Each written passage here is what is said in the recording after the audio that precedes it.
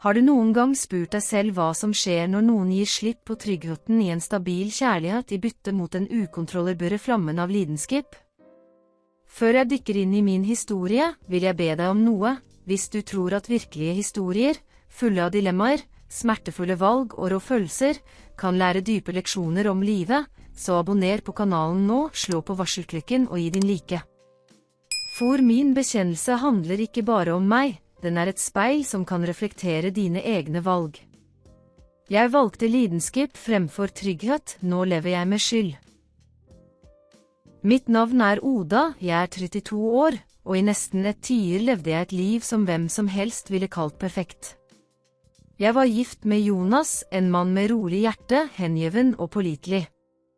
Han var den typen ektemann som aldri glemte å spørre hvordan dagen min hadde vært, som alltid lot kjærlige små beskjeder ligge igjen på frokostbordet, og som var villig til å gi avkull på seg selv bare for å se meg smile. I lang tid trodde jeg at dette var alt jeg trengte. Og kanskje var det nok. Trygghet, stabilitet, tillit. Dette var fundamentet i vårt ekteskap. Men på et punkt i livet mitt begynte jeg å innse at noe i meg lå stille og sov. En del av meg lengtet etter intensitet, etter noe som fikk hjertet til å rase, etter øyeblikk der begjæret var så overveldende at det tok pusten fra meg. Jeg vet at det høres utakknemlig ut. Tross alt, hvor mange kvinner ville ikke gitt alt for å ha en partner som Jonas? Jeg følte meg selv heldig. Men samtidig var det et tomrom jeg ikke kunne forklare. Som om jeg hadde et perfekt liv i andres øyne, men en flamme i meg sluknet sakte. Jonas merket min avstand, selv om han aldri sa noe direkte. Noen ganger så han på meg som om han prøvde å løse et gåte, men innerst inne trodde han det bare var rutineslittelse. Og kanskje var det lettere for meg å la han tro det. For hvordan kunne jeg innrømme at problemet ikke var livet vi hadde, men noe inni meg selv? Det var da det uventede skjedde. En gnistrende flamme oppstod midt i stillheten av livet mitt. Et blikk, en samtale, en gest. Og plutselig var ikke lenger tryggheten Jonas ga nok til å stilne tørsten jeg hadde etter intensitet. Jeg visste ikke da, men det øyeblikket ville bli begynnelsen på mitt fall. Starten på en vei uten retur, der hvert skritt jeg tok mot lidenskapen ville fjerne meg fra den trygge havnen Jonas alltid hadde vært.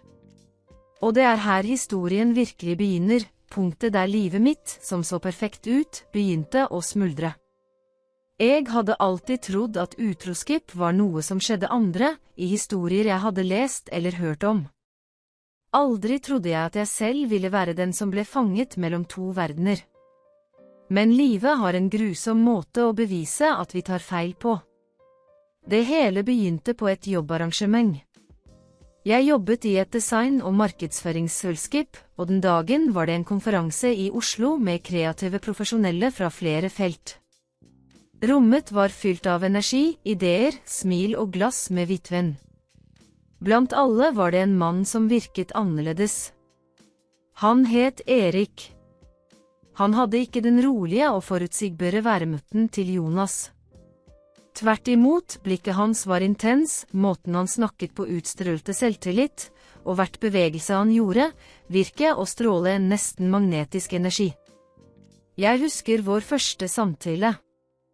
Han kom mot meg mens jeg så på noen kunstverk i foajeen, og han kom med en vittighet som fikk meg til å le uanstrengt. Latteren som kom fra meg var så spontan at jeg nesten ble skremt.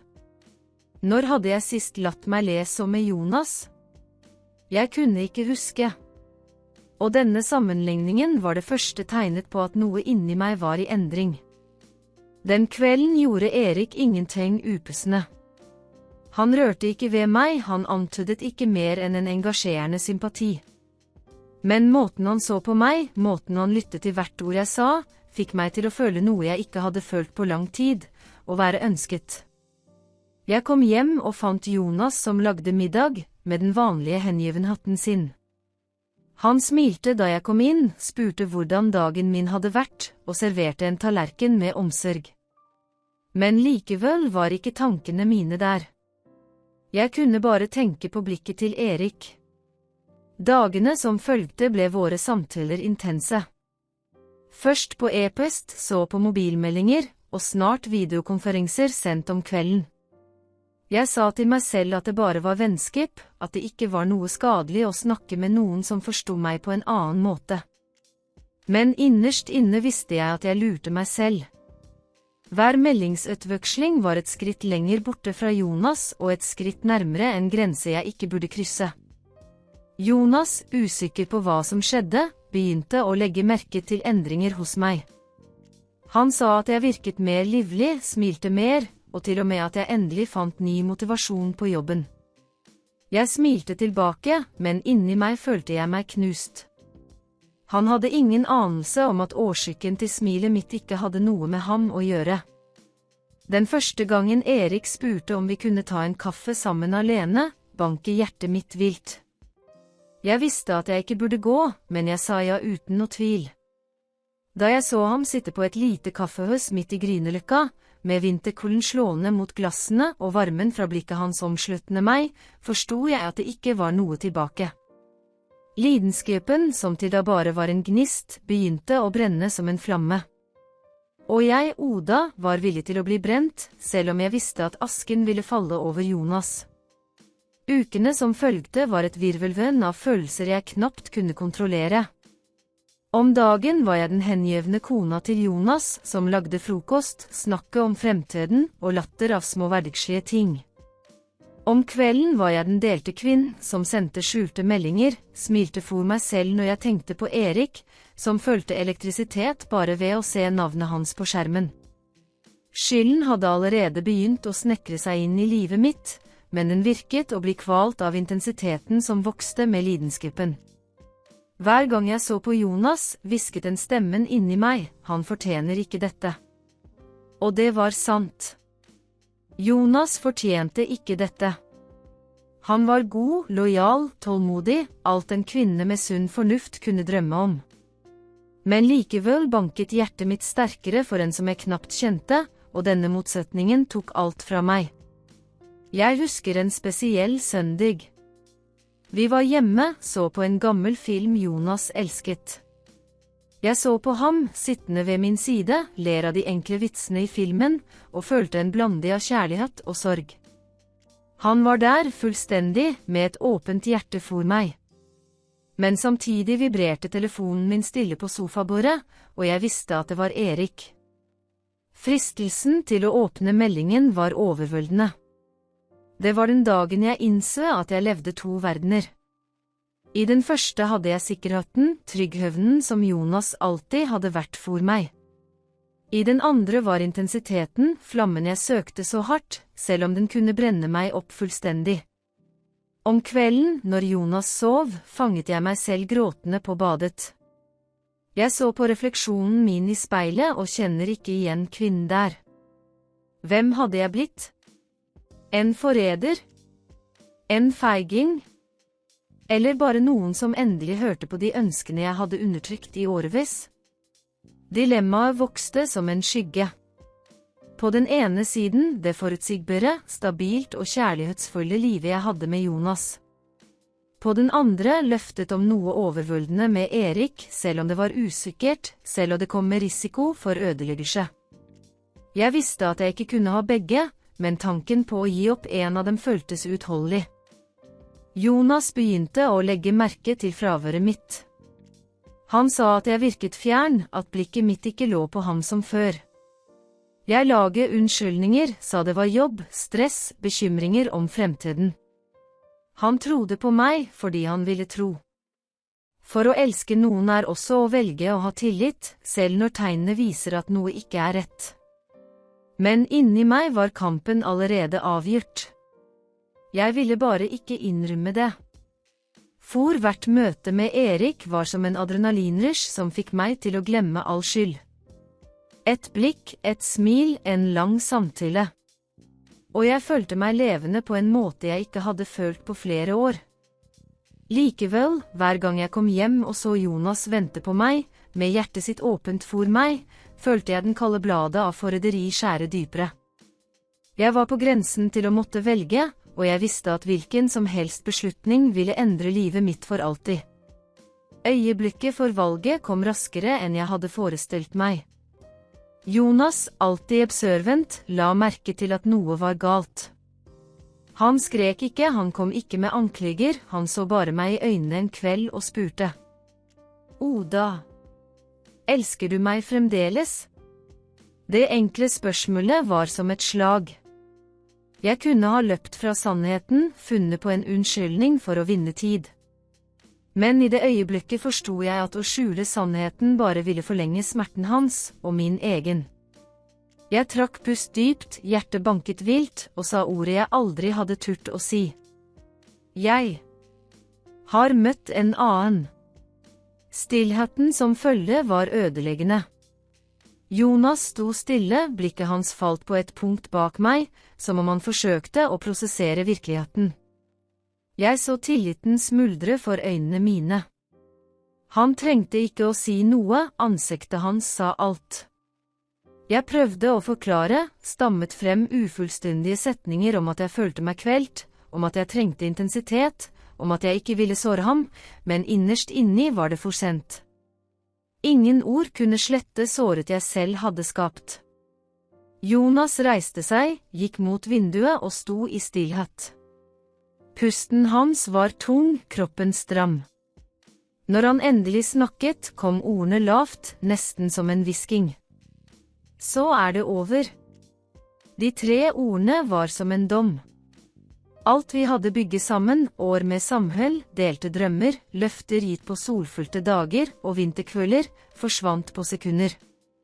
Jeg ville løpe til ham, klemme ham, be om tilgivelse, men beina mine var lamme. Samme natt pakket jeg noen klær i en liten koffert og forlot leiligheten.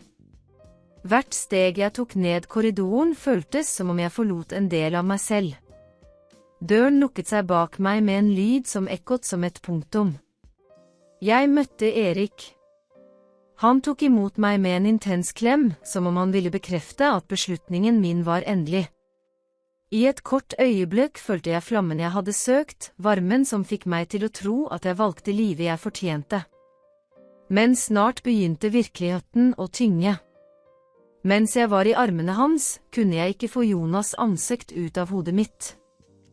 Blikket hans, fylt med smerte og uvirkelighet, gjentok seg som et spøkelse i minnet mitt. Lidenskapen var sterk, men skylden var enda mer overveldende. I dagene som følgte, prøvde jeg å overbevise meg selv om at jeg hadde tatt det rette valget. At livet med Erik var det jeg trengte, at intensiteten ville veie opp for tapet av sikkerheten. Men hver meldingen jeg slettet fra telefonen, hvert gammelt bilde jeg unngikk å se på, var et nådeløst minne om alt jeg hadde ødelagt. Leiligheten til Jonas var nå et forbudt sted, og historien vår et avsluttet kapittel.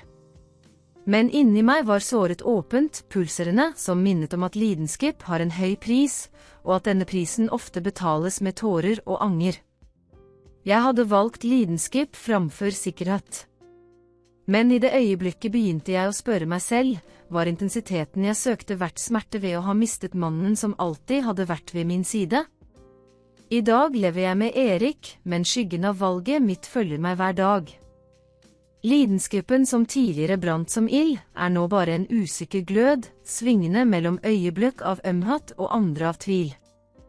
Noen ganger ser jeg på ham og føler kjærlighet, begjær, intensitet. Andre ganger, når jeg ser ham distrahert, legger jeg merke til tomrommet som har vokst mellom oss siden nyheten ble rutine.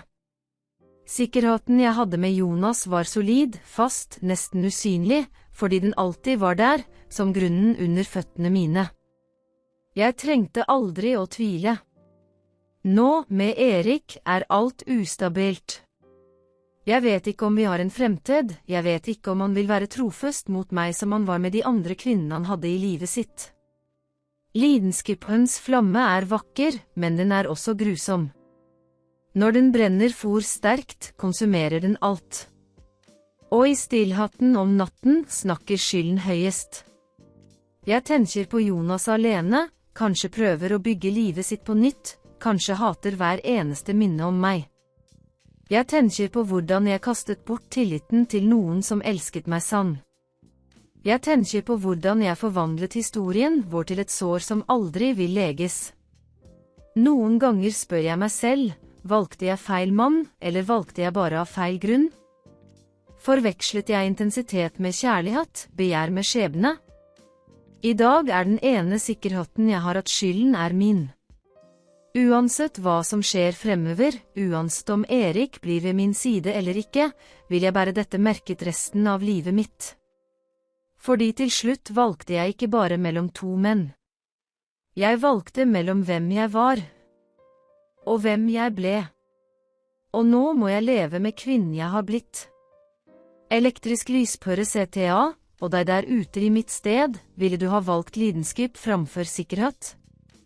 Eller tror du det aldri er verdt å bytte stabilitet mot begjær?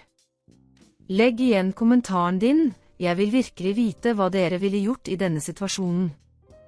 Hvis denne historien fanget deg, ikke glem å like videoen, abonnere på kanalen og aktivere varselklokken for å ikke gå glipp av flere ekte historier som rører ved følelsene dine. Og selvfølgelig, del den med noen som trenger å høre dette i dag.